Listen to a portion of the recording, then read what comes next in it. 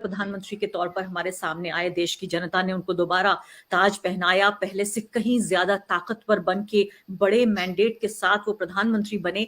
पहला जो कानून उन्होंने पास किया था वो था 3 तलाक का कानून। यानी कि सीधे तौर पर मैं एक सेंटेंस में इस पूरी पॉलिटिक्स को समेट देना चाहती हूँ, वो था patronise Muslim women, demonise Muslim man. हम जो मुस्लिम महिला है उसकी सुरक्षा के नाम पर जो मुस्लिम पुरुष है उसको एक शैतान की तरह पेश करेंगे कि वो आक्रांता है, वो अग्रेसर है, वो एक क्रिमिनल है। यानी कि मुस्लिम महिलाओं को मुस्लिम पुरुषों से ही आजादी की जरूरत है। हेलो दोस्तों, मैं हूं फेरोज शेख और आप देख रहे हैं BN5 न्यूज़। अगर आप भी गोदी मीडिया का विरोध करते हैं तो इस चैनल को सब्सक्राइब कीजिए, लाइक कीजिए और इस वीडियो के बारे में कमेंट बॉक्स में अपनी राय को पेश कीजिए। पिछले 7 साल में देखिए आप, इसको सिलसिलेवार तरीके से समझने की जरूरत है कि जो आज हो रहा है वो सिर्फ आज की गई कोई साजिश नहीं है। गीता जी भी इस बात पर सहमत हो रही हैं कि ये कोई षड्यंत्र है। ये षड्यंत्र है, लेकिन ये राजनीतिक षड्यंत्र है, इसको समझना जरूरी है। ये सिर्फ किसी भी महिला पर, मुस्लिम महिला पर कोई एक सेक्सुअल अटैक नहीं है, ये एक पॉलिटिकल अटैक है और ये एक साइकोलॉजिकल वॉरफेयर है ऑन मुस्लिम वुमेन। ये मनोवैज्ञानिक युद्ध किया जा रहा है उन मुस्लिम महिलाओं के साथ जो कि राजनीति समझती हैं, जो राजनीतिक षड्यंत्रों को भी समझती हैं, जो ये भी समझती हैं कि जो हमारी मौजूदा सरकार है, जो भाजपा RSS का पूरा ये इकोसिस्टम है, उनकी पूरी अगर आप राजनीति समझने की कोशिश करें पिछले 100 साल में आपने देखा है उन्हें। मुझे सिर्फ पिछले 7 साल की कहानी बता लेने दीजिए कि क्या चाहती है भाजपा और RSS और क्यों वो मुस्लिम महिलाएं जो कि राजनीति पर टिप्पणी करती हैं, राजनीति पर रिपोर्टिंग करती हैं, वो मुस्लिम महिलाएं जो बेआवाज, कमजोर आवाज वाली तमाम महिलाओं की और खासकर उसमें मुस्लिम महिलाओं की भी आवाज उठाती हैं, उन पर हमला क्यों हुआ है। मैं आपको सबसे पहले उदाहरण देना चाहती हूँ। पिछली बार जब सुल्ली डील वाला मामला आया तो मेरे जैसी पत्रकारों ने, जो कि मैं महिला भी हूँ, मुस्लिम भी हूँ, पत्रकार भी हूँ, मेरा काम है कि जो बड़ी खबरें हों उनको मैं कवर करूं, मैंने बढ़ चढ़ कर उस इशू को उठाया जो कि सुल्ली डील वाला मामला था। अब आप ये देखिए कि नई आ गई बुल्ली डील। यानी जिन महिलाओं ने सुल्ली डील को कवर किया था उनको फीचर किया गया अब दूसरे ऐप के जरिए। तो यानी कि मेरी जो एक पावर है of being a political journalist, मेरे पास जो माइक और कैमरे की ताकत है वो छीन कर मुझे डीलेजिटिमाइज करके, मुझे ह्यूमिलिएट करके, जलील करके ये बताना चाहते हैं कि आप कुछ नहीं हैं, आप सिर्फ एक महिला हैं। आप समझती हैं कि आप ताकतवर हैं, आपके पास शिक्षा की, ज्ञान की, पत्रकारिता की, लोकतंत्र की, संविधान की ताकत है, लेकिन हम आपकी सारी ताकत को खत्म करके सिर्फ आपके ऊपर एक सेक्सुअल असॉल्ट करके, एक हमला करके आपकी ताकत को रिड्यूस कर देना चाहते हैं। अब 7 साल की आप पॉलिटिक्स देखिए मुकेश जी, मुझे आप ले जाने दीजिए 2019 पे, जब नरेंद्र मोदी जी दोबारा चुनकर प्रधानमंत्री के तौर पर हमारे सामने आए, देश की जनता ने उनको दोबारा ताज पहनाया, पहले से कहीं ज्यादा ताकतवर बन के बड़े मैंडेट के साथ वो प्रधानमंत्री बने। पहला जो कानून उन्होंने पास किया था वो था 3 तलाक का कानून। यानी कि सीधे तौर पर मैं एक सेंटेंस में इस पूरी पॉलिटिक्स को समेट देना चाहती हूँ, वो था patronise Muslim women, demonise Muslim man. हम जो मुस्लिम महिला है उसकी सुरक्षा के नाम पर जो मुस्लिम पुरुष है उसको एक शैतान की तरह पेश करेंगे कि वो आक्रांता है, वो अग्रेसर है, वो एक क्रिमिनल है। यानी कि मुस्लिम महिलाओं को मुस्लिम पुरुषों से ही आजादी की जरूरत है और उसके मसीहा बन के कौन आए? नरेंद्र मोदी जी। चलिए, बड़ी तारीफ की बात है, बहुत खुशी की बात है आपने ऐसा किया। 3 तलाक जैसी जो प्रथाएं हैं उन्हें खत्म हो जाना चाहिए था 100 साल पहले, 200 साल पहले, और अच्छी बात है कि हमारी सुप्रीम कोर्ट ने वो खत्म कर दिया। लेकिन उसके कुछ ही हफ्तों बाद, इस 3 तलाक कानून के पास होने के बाद कुछ ही हफ्तों बाद शाहीन बाग का आंदोलन हुआ। शाहीन बाग के आंदोलन ने हमें बताया कि मुस्लिम महिला कोई बेचारी नहीं है, कमजोर नहीं है, उसको किसी मसीहा की जरूरत नहीं है, उसे किसी पेट्रोनाइजिंग की जरूरत नहीं है। मुस्लिम महिला की अपनी पॉलिटिकल एजेंसी है।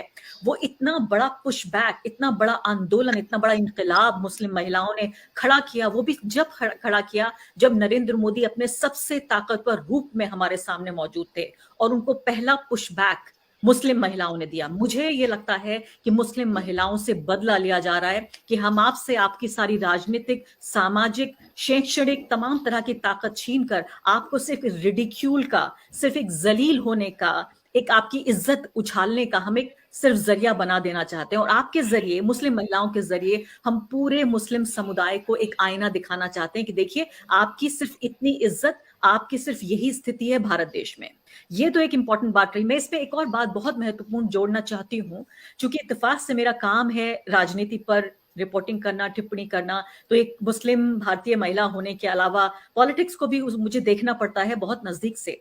हरिद्वार की जो घटना हुई, अभी तक आपने जिक्र किया कि जो विक्टिम है उनके साथ जो हो रहा है उसमें क्या पॉलिटिक्स है। हरिद्वार में जो ललकार हुई जन नरसंहार की, एक खास समुदाय के, मुस्लिम समुदाय का नरसंहार की जो ललकार हुई, आपको क्या लगता था कि वो ललकार ऐसी जाया चली जाएगी?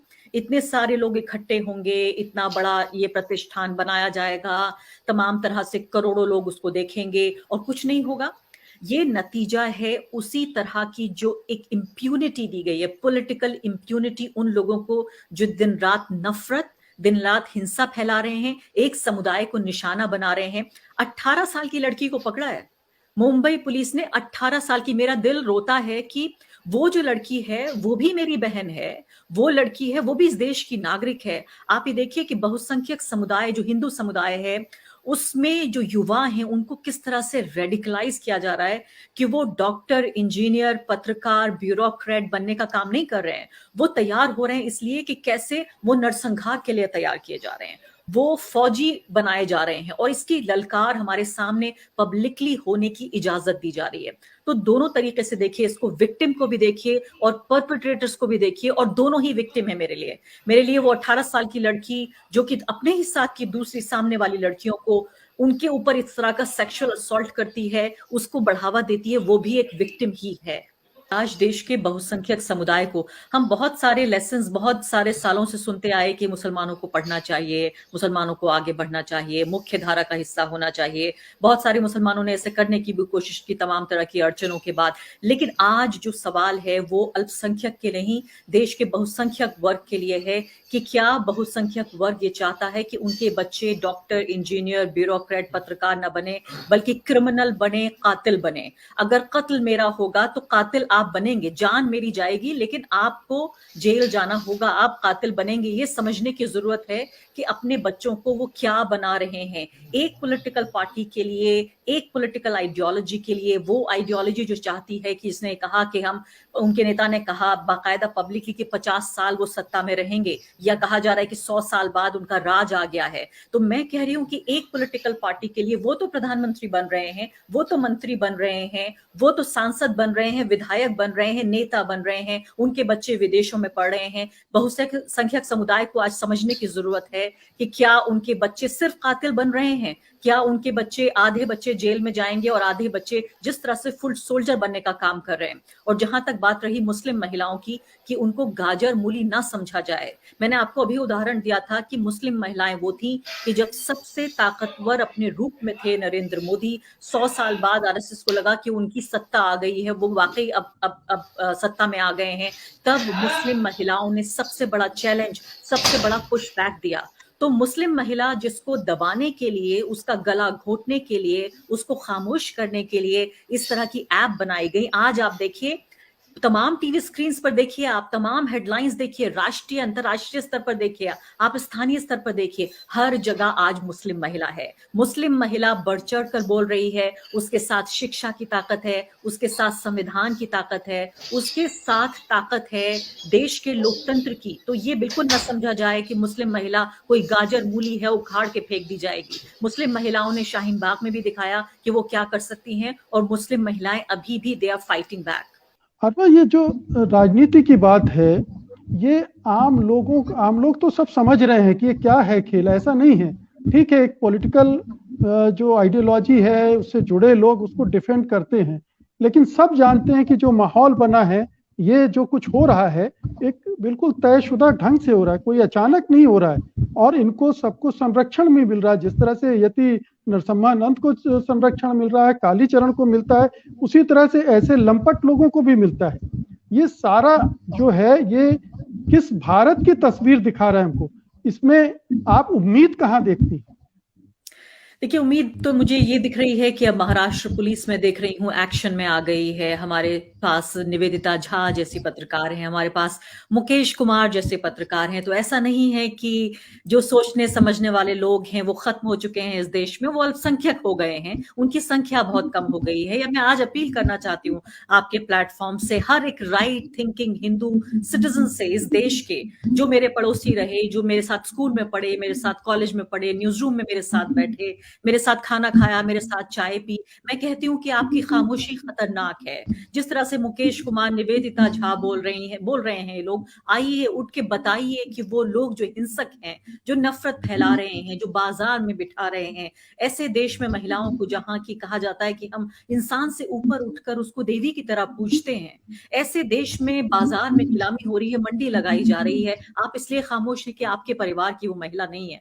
मैं अपील करती हूँ आपकी अंतरात्मा को, आपके कॉन्शियस को मैं अपील करती हूँ उन तमाम बहुसंख्यक समुदाय के पुरुषों को, उन स्त्रियों को, उन महिलाओं को कि बोलिए, इससे पहले कि बहुत देर हो जाए। देर हो चुकी है, लेकिन इससे पहले कि सब कुछ खत्म हो जाए, तबाह हो जाए, नेस्त नाबूद हो जाए।